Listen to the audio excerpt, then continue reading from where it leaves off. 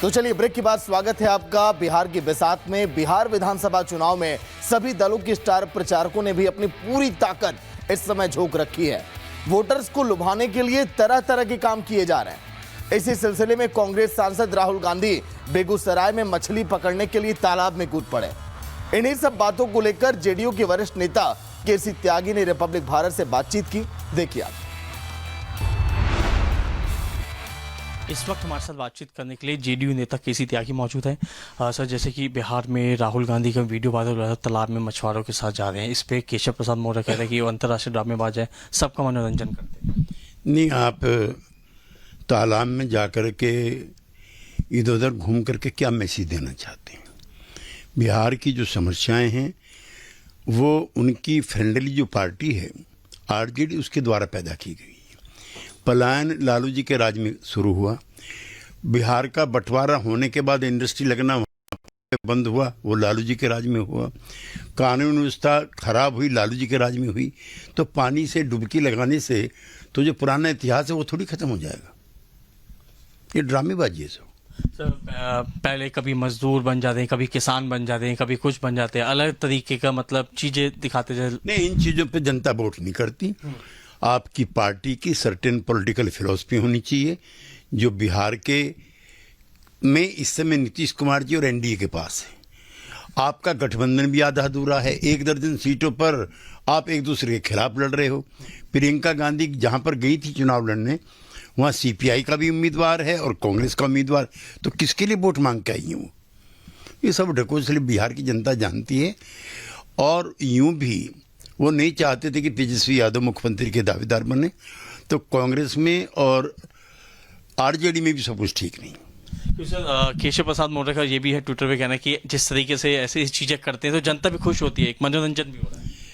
नहीं, मनोरंजन होता है, लेकिन मनोरंजन वोट नहीं देता। मनोरंजन करने का वो असफल प्रयास करते हैं। ये मनोरंजन भी पॉजिटिव नहीं है, ये दिखावा ज़्यादा है। जैसे कि तालाब में कूद जाने से मछुआरे लोग उनके समर्थक हो जाएंगे, ऐसा कुछ नहीं। ऐसे लगता है कि ये पब्लिक में वीडियो जाते हैं, उनके जैसे किसान मजदूर बनते हैं और लगता है इनको कि जनता जो है इनको प्यार कर रही है, लेकिन एक्चुअल में जो चीज़ें हैं उस चीज़ों पे काम नहीं। वो नोटंकी ज़्यादा लगती है और उसमें ममता, वात्सल्य और कमिटमेंट कम। वीडियो जर्नलिस्ट उमेश के साथ साहिल भामरी, रिपब्लिक भारत, दिल्ली। वहीं बिहार विधानसभा चुनाव में मुसलमान और सीमांचल इस बार एक खास फैक्टर बना हुआ है। मुस्लिम कहे जाने वाले सीमांचल के कटिहार में कल पीएम नरेंद्र मोदी की रैली होने वाली है। ऐसे में रिपब्लिक भारत ने कटिहार में जानने का यह प्रयास किया कि कटिहार के लोग पीएम मोदी और उनकी रैली को लेकर क्या कुछ अब सोचते हैं। सुनिए आपने। कटिहार में प्रधानमंत्री नरेंद्र मोदी कल आ रहे हैं। यहाँ से कुछ दूरी पर उनकी सभा है और यहीं पर देखिए एक चाय दुकान, और चाय दुकान में लोगों की भीड़, लोगों का जमावड़ा। तो हम समझने के लिए पहुँचे हैं कि यहाँ क्या मूड है, कटिहार की जनता का क्या मूड है। कटिहार में कल मोदी जी आ रहे हैं, मोदी जी की रैली हो रही है।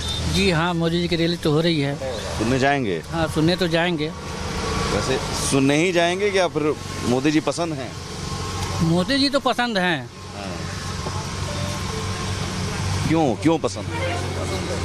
और बात सबके लिए करते हैं, सबके लिए काम करते बोलते हैं। अच्छा काम करते हैं, जो भी कर रहे हैं देश के लिए कर रहे हैं, अच्छा काम कर रहे हैं। और क्या, तेजस्वी जी भी कह रहे हैं कि हमको तेजस्वी की बात है नहीं। आप मोदी जी की बात किए तो सेंटर की बात आई है ना यहाँ पे। हाँ, नहीं, बिहार चुनाव की बात अलग हो जाती है। आप मोदी जी के बारे में पूछे, मोदी जी के बारे में बता सकते हैं आपको क्या। हाँ, मोदी जी। बिहार चुनाव में क्या है? बिहार चुनाव में कटिहार का जहाँ तक सवाल है, इस बार बदलाव होगा। तो यहाँ तारकिशोर जी हैं। हाँ, यहाँ DTCM होने की वजह से नहीं, 20 साल में क्या उन्होंने किया नहीं किया, लेकिन इस बार बदलाव होगा। तो बदलाव सरकार लेवल पर भी होगा? एक जरूरी नहीं है, हो सकता है इंडिया का एक गवर्नमेंट बन जाए। इंडिया, अच्छा, विधायक को यहाँ पर बदलने की बात, यहाँ लेवल से हम बात कर सकते हैं कि हाँ भैया यहाँ विधायक के खिलाफ गुस्सा है। मोदी नहीं है, डेवलपमेंट ही नहीं है। हर घर नौकरी की बात कर रहे हैं, युवा हैं आप लोग, वो कह रहे हैं हर घर नौकरी देंगे तेजस्वी यादव। वो देंगे ही, जब बोल रहे हैं तो वो देंगे ही, नौकरी देंगे। भरोसा है? पूरा भरोसा है, वो देंगे ही। आपको भरोसा है तेजस्वी यादव? देखिए, चुनाव माहौल है, बोलने को तो बहुत कुछ बोलता आदमी, मगर करता नहीं है। जितना भी वादा किया है वो सारा पूरा किया है। 20 महीना में रह के वो पूरा वादा पूरा किया। हर नौकरी बहुत बड़ी बात है। संभव नहीं है, संभव नहीं है। मोकामा में जो हुआ, क्या उसका असर इधर भी दिख रहा है? क्या मोकामा में उसे लेकर भी चर्चा हो रही है? नहीं, इधर कोई चर्चा नहीं उसका है। मोकामा में चूंकि जेडीयू के प्रत्याशी आनंद सिंह गिरफ्तार हो गए, हाँ गिरफ्तार हुए, मगर यहाँ उसका कोई चर्चा नहीं। जंगल राज वाली स्थिति बता रहे हैं आरजेडी आ जाएगा तो जंगल राज आ जाएगा। ऐसा कोई बात भी नहीं है। मोदी जी आ रहे हैं, फिर भी आ रहा है वो प्रधानमंत्री, उसका स्वागत करेंगे, लेकिन हाँ, लेकिन युवा नौजवान होना चाहिए, वो युवा का तरह सोचना चाहिए उसको। तेजस्वी जी युवा की तरफ। हाँ,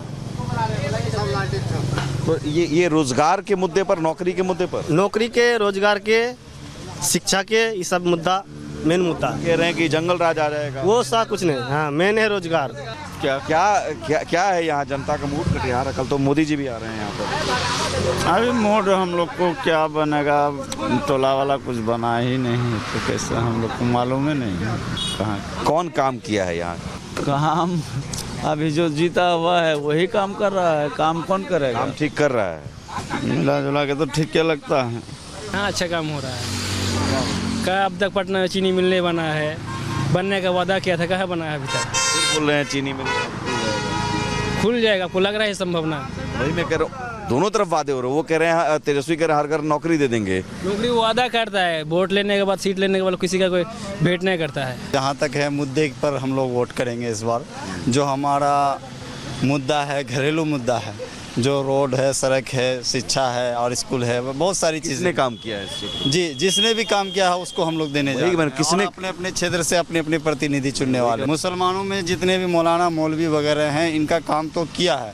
2011 में इन्होंने 205 मदरसे का किया, उसके बाद में 609 मदरसे का काम किया है। लगते रहे कि नीतीश जी बीजेपी के साथ हैं, बीजेपी सांप्रदायिक पार्टी है, बीजेपी से डरो, डराने वाली बात जो है, मुसलमान बीजेपी से डरते नहीं, बिहार में ऐसा कोई माहौल नहीं है। बाकी और जगह में इसके बारे में आप भी मीडिया से में डरने वाली बात है क्या मुसलमानों? जी नहीं, ऐसा कोई बात नहीं है।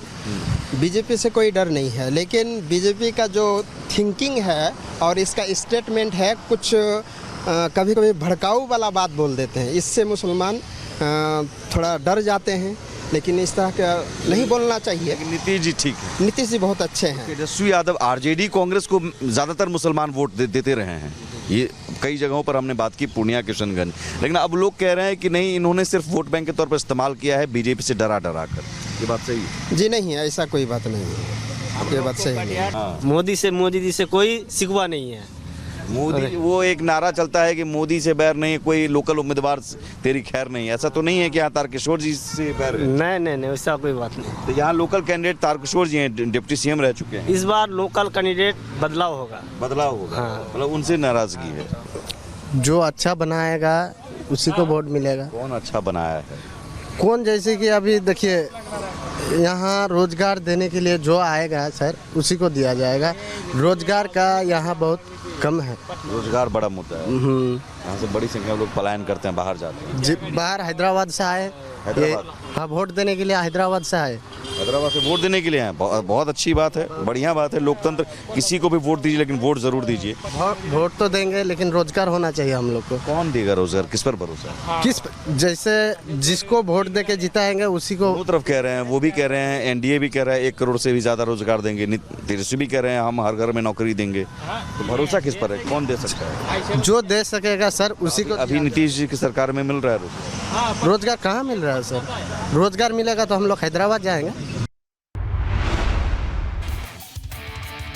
बिहार चुनाव में कई मुद्दों को लेकर इस समय घमासान मचा हुआ है। महागठबंधन और असदुद्दीन ओवैसी सीमांचल में वक्फ बोर्ड कानून को मुद्दा बना रहे हैं, तो बीजेपी घुसपैठियों को मुद्दा बनाने में लगी है। ऐसे में कई मुद्दों को लेकर अररिया से सांसद प्रदीप सिंह ने भी रिपब्लिक भारत से बातचीत की है। सुनिए आप। प्रदीप जी, अररिया में खासतौर पर सीमांचल में एक बड़ा मुद्दा रहा है घुसपैठियों का या फिर बांग्लादेशी, इन तमाम मुद्दे। क्या इस बार चुनाव में ये मुद्दा उछल रहा है विधानसभा चुनाव में? देखिए, यह देश है